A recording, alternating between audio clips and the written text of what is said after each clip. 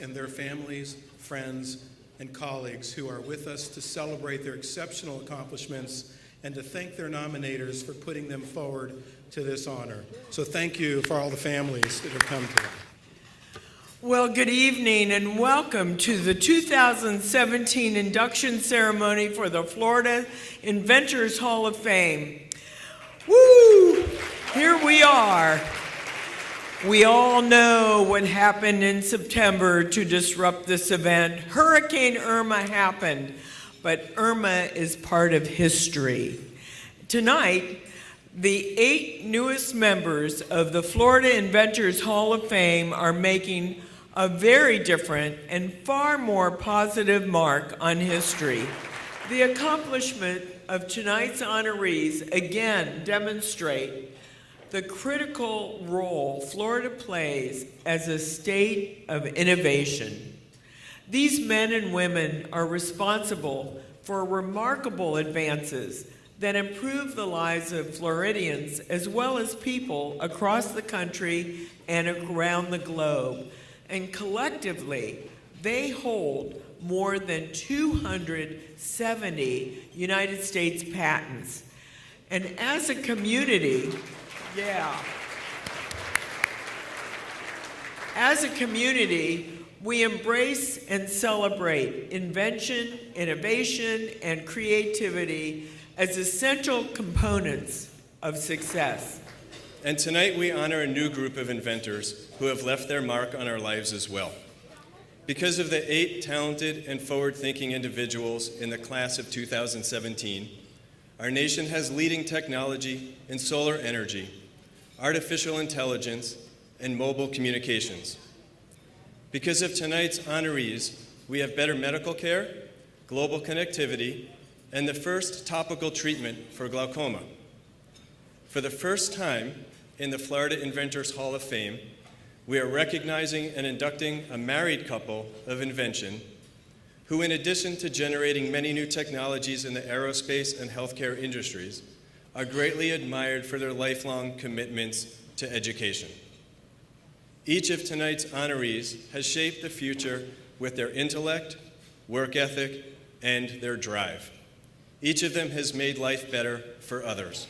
It's our first inductee tonight is Isa Butarse, a University of Central Florida professor of electrical and computer engineering of Energy System Integration Division at the Florida Power Electronics Center. Let's take a look. Global warming is there, and we have to recognize it. And there is no backup plan for Earth yet. But we have Earth, one planet. Our field of power electronics has to address the changing world. To me, this has affected my focus in the last several years. When I came to UCF, there was no power electronics. There is no energy conversion in the power electronics sense at that time. The success came in '98. I received a small grant from National Science Foundation for equipment. Then that's the beginning of my research lab. It was a good, impressive lab. And since then, we've been in that area. So nature gives us energy in one form, but human needs a different form. To capture that energy from the sun, what we call photovoltaic, PV, is to put the power electronics in the back of the panel. That was a paradigm shift in the mentality. It's a new architecture. Everyone told us it cannot be done, it's too expensive. So I said, this architecture, with the support of my friends and colleagues at the university, I said, this architecture should work. And when we were able to get that design done, and we proved the concept, investors put money, and a company was created. Isa has been dedicated to the mission of UCF and made sure through his contributions that he's progressing this mission in a forward direction.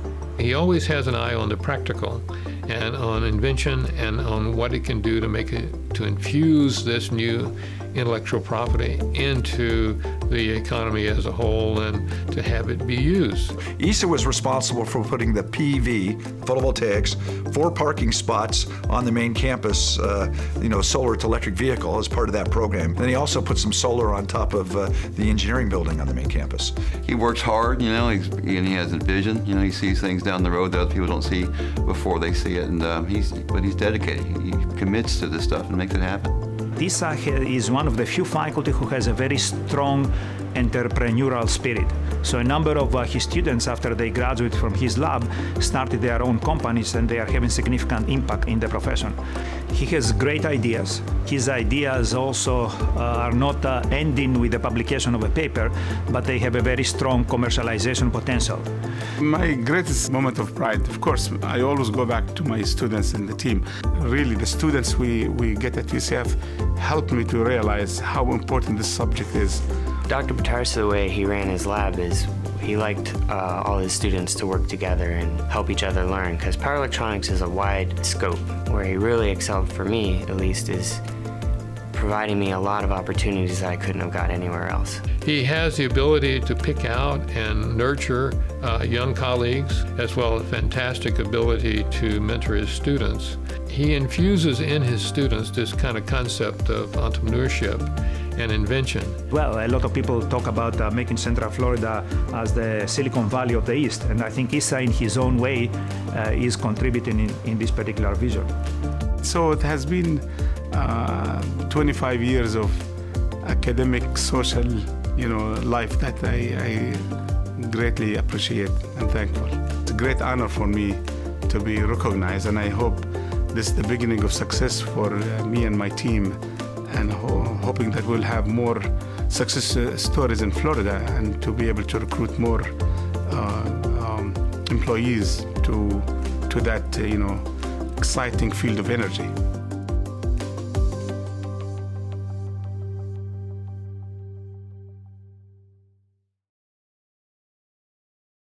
Unfortunately, the date change made it impossible for Dr. Batarse, who's currently out of the country, to be here tonight. But accepting on his behalf, please welcome Dr. Tom O'Neill, Associate VP for Research and Commercialization at UCF. The Inventors Hall of Fame is contributing to the growth of Florida's innovation sector by recognizing the work of students and scientists in the state. And for that, I am individually honored, and I am truly grateful. Our next inductee is Michael DeLuca, yes, you can applaud, an electrical engineer who currently manages the intellectual property portfolio for Next Era Energy, including the subsidiary, Florida Power and Light.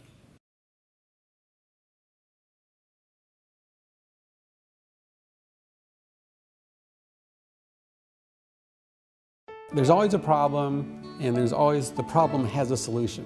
So the solution is typically an invention. So I like to solve problems, and I know how to spot an idea and shape an idea into something that you can actually get a patent out of. Hi, I'm Mike DeLuca. I am an inventor, an electrical engineer, and a patent attorney. Oh gee, I think I started inventing when I was a little kid. I invent things regularly. I would sit in bed and read, and holding your book was always a problem, so I invented an arm that attached to the wall and swung out over my bed so I could rest my book and read there. That was a very early invention. When I was a very young child, I drew a picture of my favorite invention, which was a flying car. Of course, that was a picture. Nobody's actually made the flying car yet. As a child, my father was in the Air Force, and so I spent all my childhood all the way through high school as an Air Force kid. So that means we moved about every 3 to 6 years. We had a very large family. I had 7 brothers and sisters, and so we all traveled together. But one of our bases was the Wright-Patterson Air Force Base in Ohio, and I was in grade school when we were there. And the really nice thing about that particular base was the Air Force Museum was there. So I'd actually spend 2 to 3 hours a day there for years. Just looking at the airplanes, watching the evolution of technology from the Wright brothers all the way to the supersonic transport planes. It was fantastic. I think it actually set the stage for my career to be an inventor because you could watch the progress of this technology, and I was really exposed to it, so I thought it was fascinating. My father eventually worked at the Pentagon, and we were in Virginia, so I actually got my engineering degree from Virginia Tech. When I graduated, I got an offer from Motorola in Plantation, Florida, and then we've been here virtually ever since. So I could just kind of jump ahead, but while I was at Motorola, I was inventing quite a bit. Well, you know, like I have 150 patents now, and you know, they're in a lot of different areas, but on one of them that we did is a way for computerized devices like cell phones and laptops to significantly save a lot of power, make their batteries last a lot longer. That is used in virtually every cell phone and every laptop today. It was a very small thing when we first thought of it, because back in the 80s we were just doing work for pagers, because pager cell phones really hadn't been invented yet. And we were trying to figure out how to get these pagers to have batteries that would last a lot longer. Most people that use computers, you realize that the computers, they only run fast 2 to 3% of the time, and the rest of the time they're virtually sleeping. So we figured out how to get their sleeping power down really low. We came up with this idea called voltage scaling that allowed the computer to run at a high voltage quickly and run at a low voltage slowly, and there's a lot of things you have to do to make sure that that system works, and we went ahead and built it.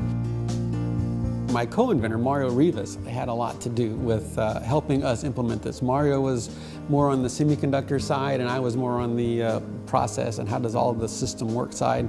But together, we pushed this through the system, and eventually that approach got picked up by all cell phones and laptops, and it's what helps make things last so long today. These inventions, they were not only invented here in Florida, but the products that they went into were designed here in Florida, and they were actually manufactured here in Florida also. And then they were exported all over the world, from right here from Florida. We kept all of that manufacturing here in Florida, all the employment here in Florida, and all the worldwide sales came right out of Florida. It really helped in the employment of Florida quite a bit. It really feels great. Any cell phone I look at, I know that my invention is sitting at the core of that. And when every laptop I look at, I know it's sitting at the core of it. And the batteries are significantly smaller and they're significantly lighter, and that everybody gets to use that technology. And that just makes me feel good to see my idea making other people's lives better. I got into this line of business because I'm first and foremost an inventor. And being a patent attorney really allows you to work with inventors and help inventors become better people, and it's actually a great place to be. But when it comes to voltage scaling, it's kind of a complicated thing to talk about, so I brought some samples. This was a cell phone before voltage scaling, and this is a cell phone after voltage scaling.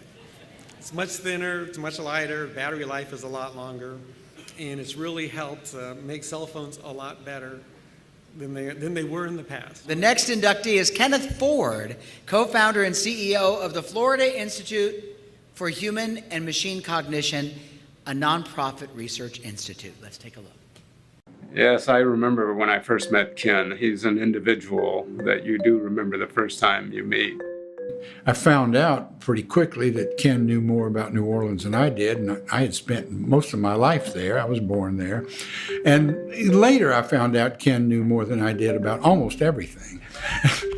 So it turns out we knew some of the same people in that community, and it just blew me away that I'm sitting there talking to a leading AI researcher, the director of IHMC, and now I'm talking to this guy who also had this history in rock promotion back in the rock and roll heyday. To put a shorter end to the story, I met Ken and asked him to be part of the NASA Advisory Council. People talk a lot about finding themselves, particularly young people, and that presumes they're lost.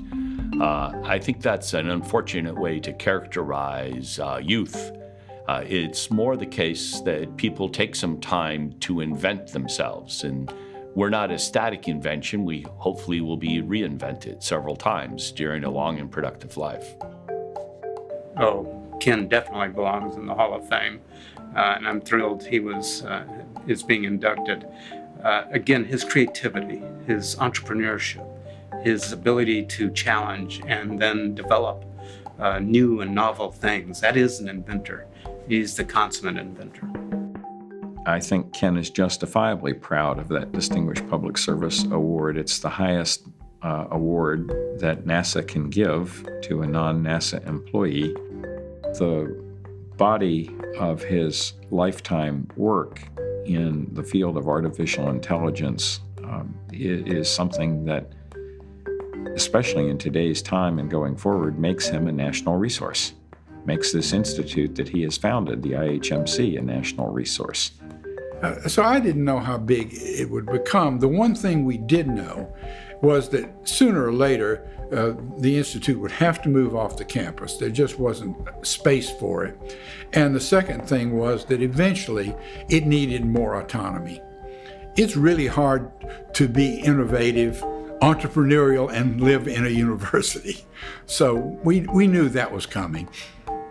As IHMC evolved, thinking of AI as amplified intelligence, thinking of our role then as not sort of a replacement for humans, but rather developing technology and science that would extend human traits, human cognition, human resilience, human locomotion, and human perception. That led us into broader areas. We've been including biological means of human performance improvement to the mix. So originally the means were all either computational or electromechanical. And so now we're also looking at biological means ranging from nutrition to exercise technology to pharma. In general, we're interested in increasing human performance. The idea of bringing machines to enhance human performance in so many ways was just exciting. And frankly, I was proud that it was in Florida. And I do think of all the things he has done and contributed to society, the founding and development of IHMC is his greatest accomplishment. He also sat on a number of different committees and boards that were making policy and funding decisions both nationally and internationally. So he's had this just incredible career, and along the way he's also developed and led IHMC, which is pretty impressive. So somebody who can fit in all those boxes, and not just fit in those boxes, but excel in each of those boxes, definitely has to be a self-reinventor, and that's what Ken is. Attitude is everything. Live a passion-driven life.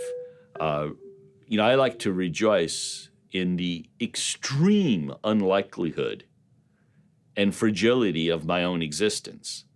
If you think about, the chance of your existence in the state you're in now, it's vanishingly unlikely to have happened. Literally thousands of pairs of your ancestors had to be smart enough and good enough looking to find mates and propagate. This is all just phenomenally unlikely. And I love all that about the story. This Hall of Fame, this room, is full of people who have done just that. And as I said at the beginning, I'm deeply humbled and honored to be in such great company. And I thank you all for this privilege. Thank you. All right, well, our next inductee is Philip Frost, philanthropist, physician, and international businessman in the medical and pharmaceutical fields, and CEO and chairman of OPCO Health. Let's take a look.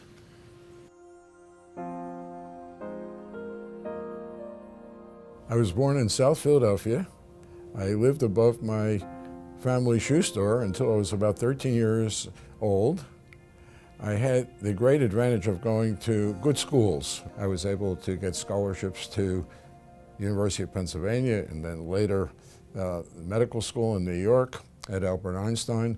I went back to University of Pennsylvania for my residency in dermatology and then went to the NIH. I was at the Cancer Institute, so we dealt with the most serious types of cancer. But again, doing the research to develop new drugs. And while I was there in my group, we developed one of the early therapies for treating lymphoma and leukemia. And finally, I landed in Miami at the University of Miami on the faculty.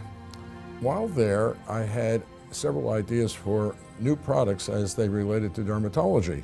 I think the first thing really, I'm not even sure you would call it an invention, it was an adaptation. There was an instrument that dermatologists use called a punch for taking biopsy specimens of the skin, and I can remember when I was a first-year resident at Penn, having the nurse having to sharpen and then sterilize that punch each time, and it was at the time when there was a movement toward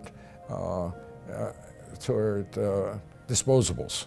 And so I thought, gee, I could make a punch that was disposable so you wouldn't have to sharpen it and clean it ever. And that's what I did. And that turned out to be a interesting thing to do, not so much from a commercial point of view, because even though the disposable punch is now used all over the world as a standard, from a commercial point of view, it was not very important. But it gave me the opportunity to use that asset to take over control of key pharmaceuticals. I had a great partner there named Michael J. Harris, and the two of us had the opportunity to build a company which 20 years later we sold to Shearing Plow. And all that while I was still doing dermatology as the chief at Mount Sinai here in Miami. And we started a second company called IVEX. And it was that company that 20 years later we sold to Teva. And here we are now with my third company, OPCO, having a great time developing new products with a big diagnostics business that we think will help a lot of people. Even from the beginnings in medicine, I always was interested in new projects, new ways of doing things, developing new drugs. And over the years, I've had the good fortune to be associated with the development of several that became quite important. I think what I'm most proud of is what Patricia, my wife, and I are up to now. And that is figuring out the best ways to use what we've acquired to help other people and to do good things for the community. We're interested in providing for a better life for those who follow us. And what we're very proud of is the School of Music at the University of Miami, the Art Museum at FIU, the new Science Museum, and the newest venture of ours is a new Institute of Chemistry and Molecular Biology at the University of Miami. And we like to invest in areas that we think are important. That in this world of development and invention, the improbable can happen. The important thing, I think, is to have fun at it and to follow up your leads and to really, if possible, enjoy the benefits. Thank you. The next inductee is Richard Gitlin, State of Florida 21st Century World-Class Scholar, Distinguished University Professor, and Agayer Systems Endowed Chair in the Department of Electrical Engineering at the University of South Florida.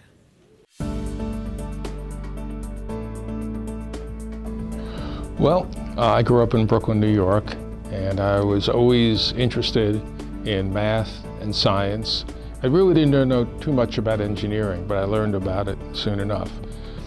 My dad had brought home a lot of educational books. What does an accountant do? What does a physicist do?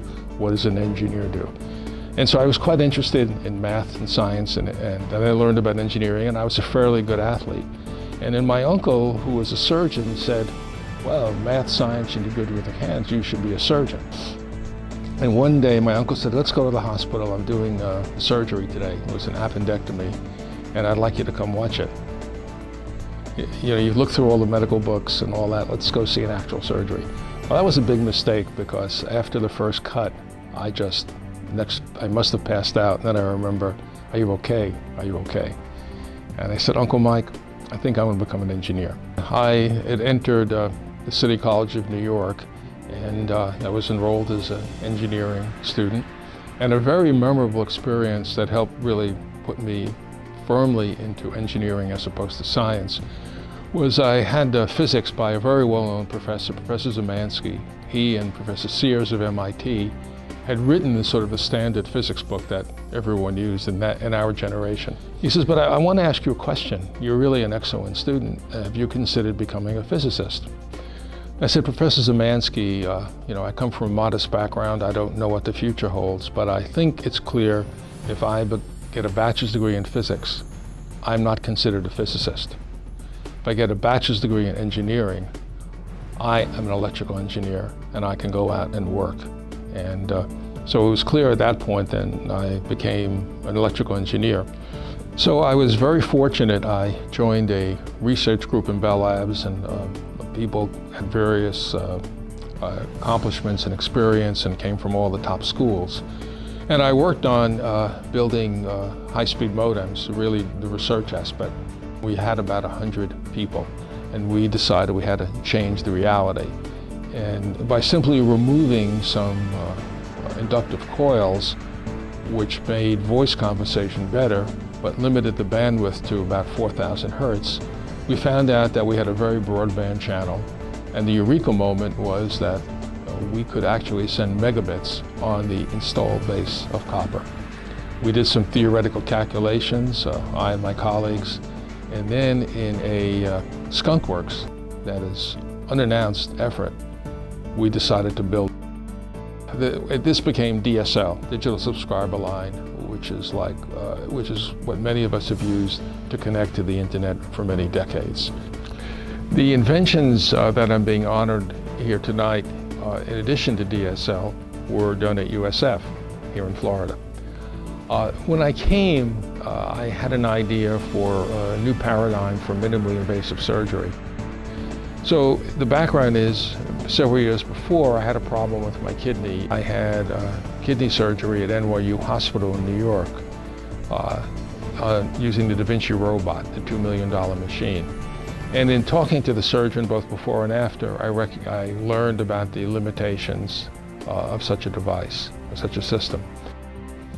It occurred to me if we took this centralized $2 million machine and broke it up into distributed parts, like small cameras with motors that could move around, power supplies that could be brought in, and maybe surgical instruments that could perform surgery. And these would all be wirelessly controlled by a surgeon at a computer and a joystick. And that was the concept. And we started seeing how we were going to build this. We filed some patents. So Dr. Gitlin has really been a tremendous contributor in all aspects of his position in the department in terms of the research programs that he has developed, the way that he has mentored his graduate students and helped them proceed on to very successful positions in industry and academia. His truly unfailing commitment to helping us improve the way that we are organized, the way that we promote ourselves, and also the way that we try to enrich the careers of our colleagues. One of the projects that Dr. Gitlin and I and some of the other team members in the team have been working on is the integrated vector cardiogram. And it's a project that deals with providing long-term continuous diagnostic quality information to the physicians. One of the interesting things that we're looking at is, can this information actually be used to predict heart conditions like a heart attack? I'm very honored to have been elected to the Florida Inventors Hall of Fame and to join this collection of inventors whose innovations have changed the world for the better. I've had a very supportive group of family and professional mentors that have really helped me through the rough moments in my career, and I'd like to thank them very much. Unfortunately, the date change also made it impossible for Dr. Gitlin to be with us tonight. However, thanks to the technology at USF, we have a live uplink. I'm kidding, here's a video of Dr. Gitlin. Good evening. I hope everyone is having a wonderful time, and thank you, Dr. Weller, for accepting the award for me tonight. I'm indeed very sorry that I could not be with you. I'm deeply honored to join such an esteemed group of inventors, inventors whose work has changed our society and the way we think, work, and live. Beginning when I was a grad student at Columbia, and then at Bell Labs, Silicon Valley, and now at USF, I've been very fortunate to have been in the company of colleagues and leaders who drove real and meaningful change through their work. I've been at USF now for almost a decade. I'm having a great time doing research and creating technology that is at the intersection of communications, networking, and medicine.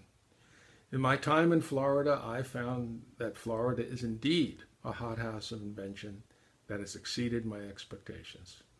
I would like to thank my dear wife, Barbara, who was with me on the journey that brought us to this evening.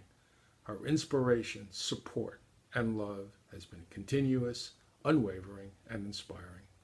Finally, I would also like to thank my wonderful network of colleagues, collaborators, and mentors, without whom I'm sure I would not be here tonight. Well, the next inductee is the late Thomas Marin, physician, graduate research professor at the University of Florida, and charter member of the UF College of Medicine faculty, where Dr. Marin chaired the Department of Pharmacology for 22 years.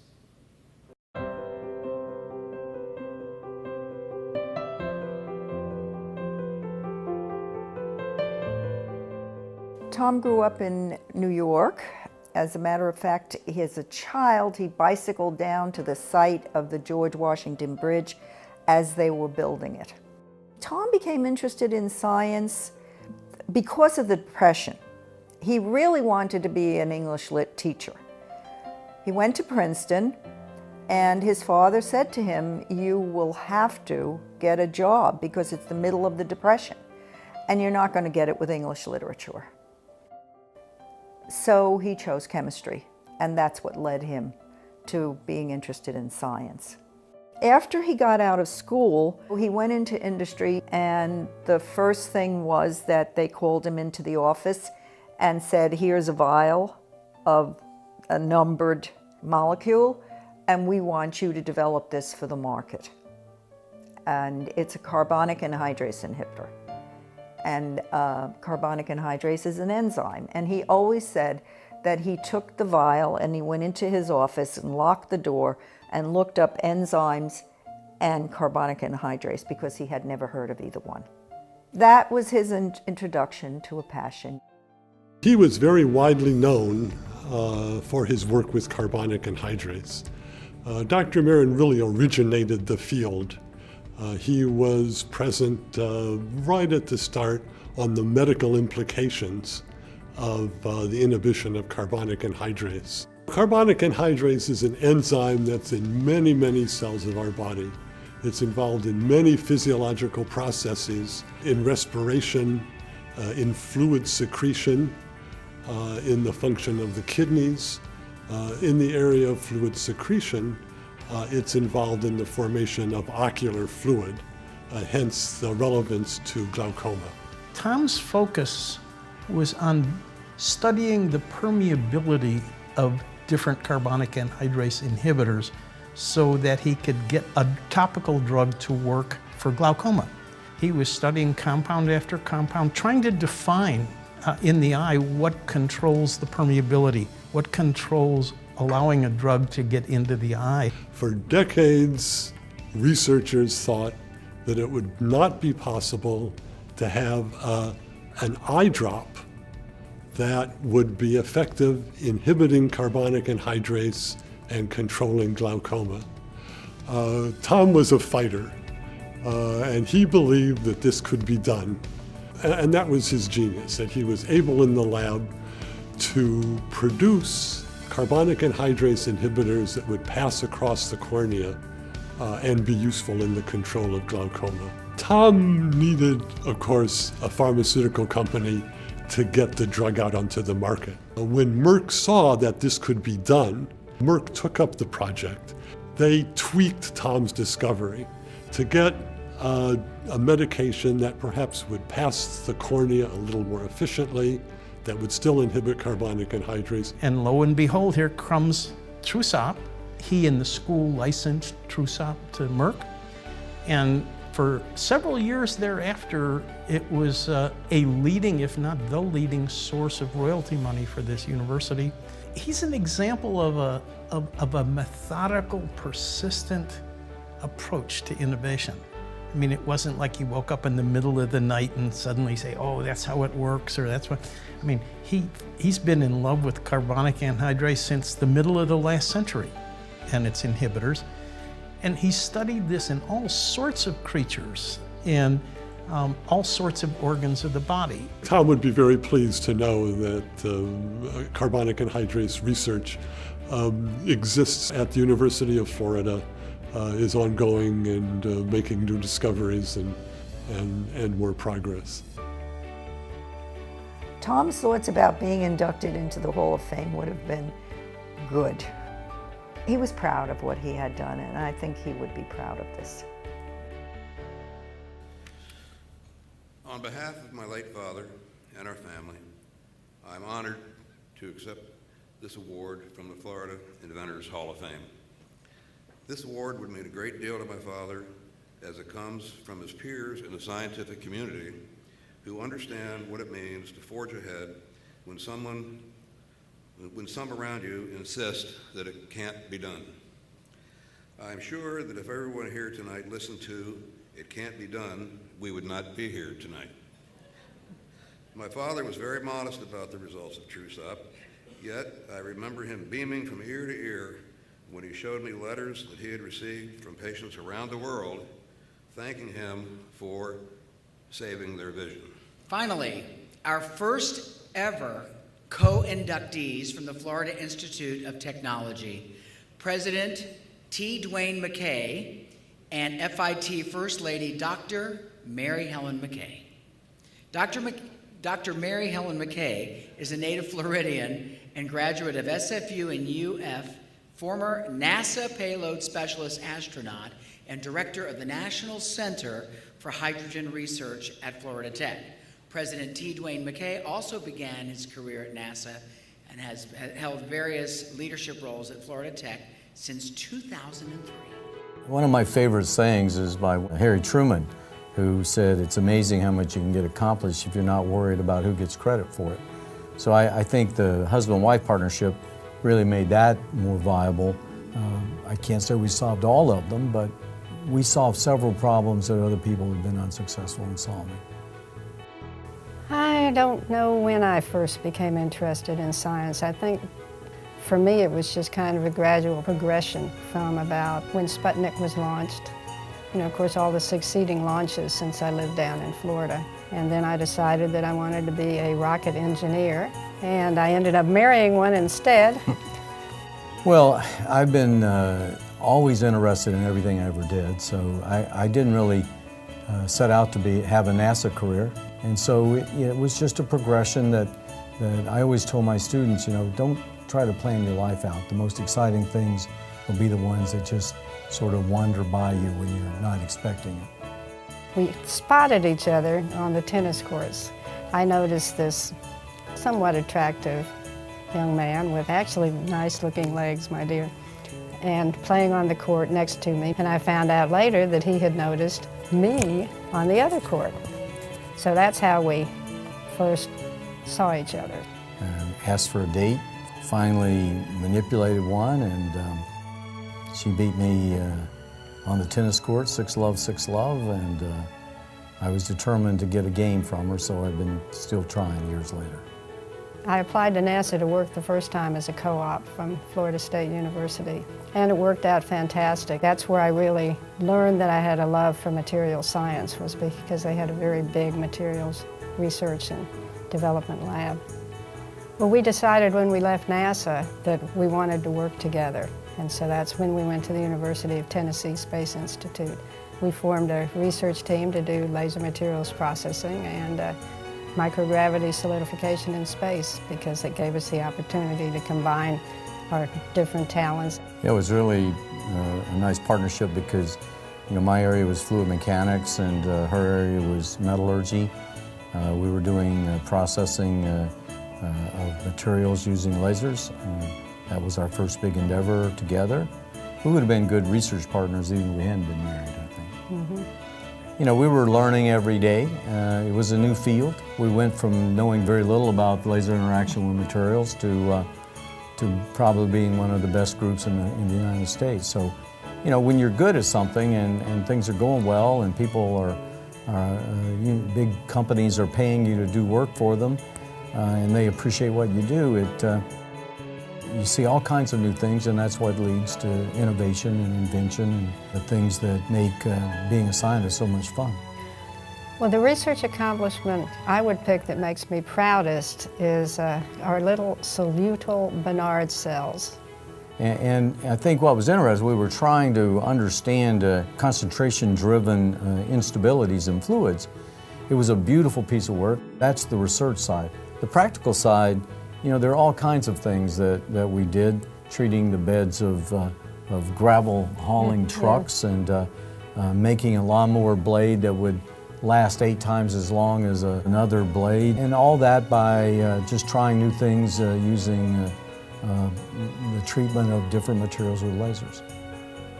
I would really like for people to appreciate the use and how beneficial the use of lasers and such can be. On the more personal level, I'd like people to just understand and realize how much fun it is. And you put in a heck of a lot of hard work and hours and hours and hours, and then you get that eureka moment when you finally have the right processing parameters, or you see your experiment, the video coming down from space. That makes it all worthwhile. And I would love for other people to really appreciate how beautiful and wonderful it is to do science and research. And you know, when you pull together, it's amazing what you can accomplish. It's just flat fun.